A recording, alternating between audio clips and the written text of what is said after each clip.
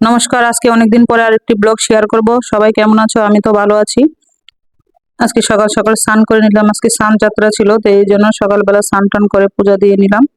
আর ঠাকুরকে, ভগবান আমার বাসায় জগন্নাথ নাই, তাতে কি হয়েছে, ভগবান তো আছে রাধা কৃষ্ণ, তো তাদেরকেই স্নান করিয়ে নিলাম। তো স্নান টান করে তারপরে আজকে নাস্তা খাওয়ার জন্য চলে আসলাম। তো বাসায় আম টাম ছিল, সবাই খেয়েছে, আমিও খেয়ে নিলাম। তারপরও আমি একটু চা বানিয়ে নিলাম খাওয়ার জন্য, চা আর বিস্কিট, চানাচুর দিয়ে মুড়ি নিয়েছি খাওয়ার জন্য। তো খাওয়া দাওয়ার পরে তারপর রান্নার আয়োজন চলছে। তো কি কি রান্না করব, আজকে কারকল ভাজি করব, আর মাছের ডিম দিয়ে বেগুন দিয়ে ভাজি করব, আলু বেগুন দিয়ে মাছ দিয়ে আজকে একটা তরকারি রান্না করব, পাতলা ঝোল হবে আর কি।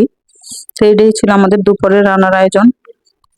কোটাকাটি করে নিলাম। তারপর আজকে এইদিকে দেখেন মসুর ডাল রান্না করলাম আম দিয়ে, পাতলা একটা ডাল রান্না করলাম। আর এরকম পাতলা ডাল রান্না হলে আমাদের বাসায় সবাই পছন্দ করে। আর দেখেন প্রচন্ড গরম পড়েছে, বাইরে কি রোদের তাপমাত্রা, দেখেন বাইরের আবহাওয়াটা এত গরম পড়েছে। কার কার অঞ্চলে একটু গরম পড়েছে সবাই একটু কমেন্ট করে বলবেন। তো আর এদিকে ডাল রান্না হয়ে গেল, তারপরে কারকল ভাজি করে নিলাম।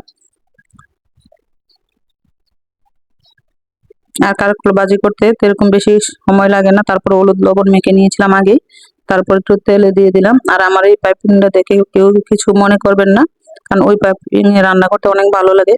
কালো হলেও কিন্তু ওইটাতে রান্না করতে অনেক ভালো লাগে, ভাজি টাজি করতে অনেক ভালো হয়। তো এটা আমার অনেক আগের পুরোনো একটা কড়াই, আর ওইটাতে আমার রান্না করতে অনেক ভালো লাগে। তো ওই জন্য বাজি, যে কোনো বাজি টাইপের ওই কড়াইতে আমি রান্না করি। আর এইদিকে দেখেন কারকল ভাজিগুলো, কারকল ভাজি তো খেতে অনেক ভালো লাগে, কারকলের পুর খেতেও ভালো লাগে। কারকল দিয়ে দুই তিন রকমের রেসিপি রান্না করা যায়, রান্না করে খাই। তো আর এইদিকে দেখেন মাছের পাতলা ঝুল করলাম, আলু বেগুন ভেজে নিয়েছি, তারপরে মশলাটা ভালো করে কষিয়ে তারপর ঝুল দিয়ে দিলাম, দিয়ে তারপরে ভেজে রাখা মাছ দিয়ে দেবো। আর কে কে এরকম পাতলা ঝুল খেতে পছন্দ করেন? আমাদের বাসায় তো এখন গরম পড়েছে, কয়েকদিন আগে বোনা খেয়েছি, এখন আর বোনা টোনা এরকম খেতে চাচ্ছি না, অনেক গরম পড়েছে। ওই জন্য পাতলা তরকারি খেতে মন চাইছে।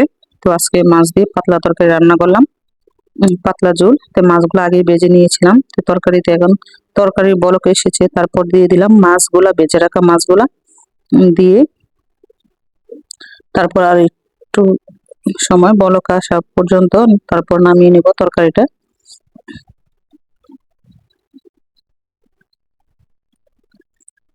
তো এই তো আমার তরকারি কালারটা দেখেন কত সুন্দর হয়েছে, খেতেও কিন্তু অনেক স্বাদ হয়েছিল। তো দেখেন তরকারি কালার, পাতলা ঝোল বললাম না, এই মাছের আজকে পাতলা ঝোল রান্না করলাম। তো দেখতে অনেকটা লোভনীয় হয়েছে, খেতে অনেক ভালো লেগেছে।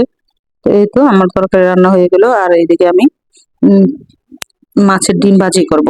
মাছের ডিম অনেকদিন পরে বেগুনটা ভাজি করলাম, ওইটা আপনাদের বাইরের অনেক পছন্দ।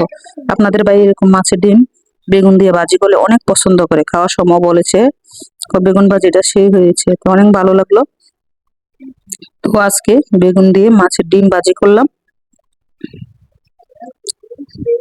দেখেন দেখতে অনেকটা ভালো লেগেছে, দেখে তো কিন্তু সেই স্বাদ হয়েছে।